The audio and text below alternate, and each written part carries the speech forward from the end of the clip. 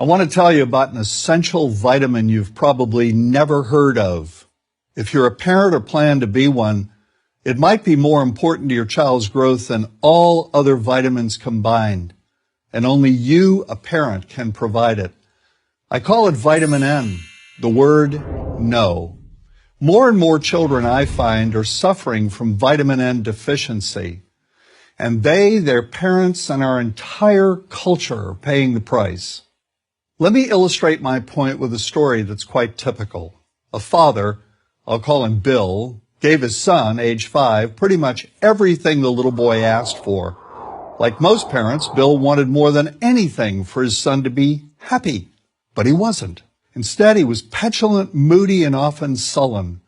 He was also having problems getting along with other children. In addition, he was very demanding and rarely, if ever, expressed any appreciation, let alone gratitude, for all the things Bill and his wife were giving him. Was his son depressed, Bill wanted to know? Did he need therapy? His son, I told him, was suffering the predictable ill effects of being overindulged. What he needed was a healthy and steady dose of vitamin N.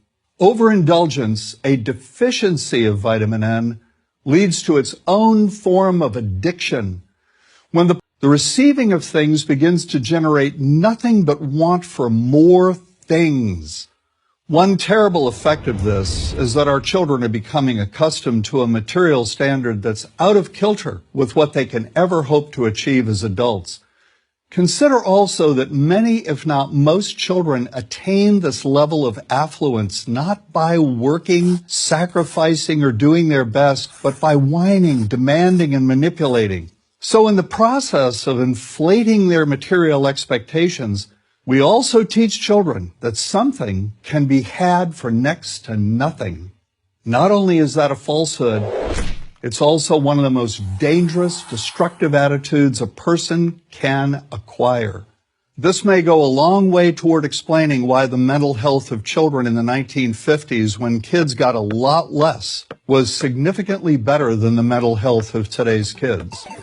Since the 50s, and especially in the last few decades, as indulgence has become the parenting norm, the rates of child and teen depression have skyrocketed. Children who grow up believing in the something for nothing fairy tale are likely to become emotionally stunted, self-centered adults. Then, when they themselves become parents, they're likely to overdose their children with material things. The piles of toys, plushies, and gadgets one finds scattered around most households. In that way, overindulgence, a deficiency of vitamin N, becomes an inherited disease. An addiction passed from one generation to the next. This also explains why children who get too much of what they want rarely take proper care of anything they have. Why should they? After all, experience tells them that more is always on the way. Children deserve better. They deserve to have parents attend to their needs for protection, affection, and direction. Beyond that, they deserve to hear their parents say no far more often than yes when it comes to their whimsical desires.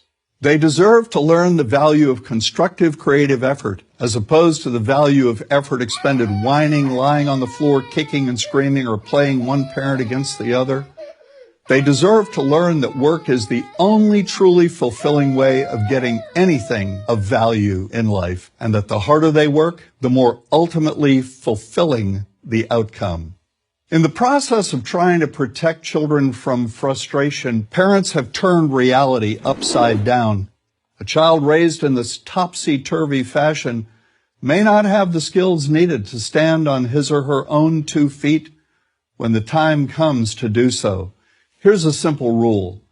Turn your children's world right side up by giving them all of what they truly need, but no more than 25% of what they simply want. I call this the principle of benign deprivation. No. Vitamin N. Dispense it frequently. You'll be happier in the long run, and so will your child.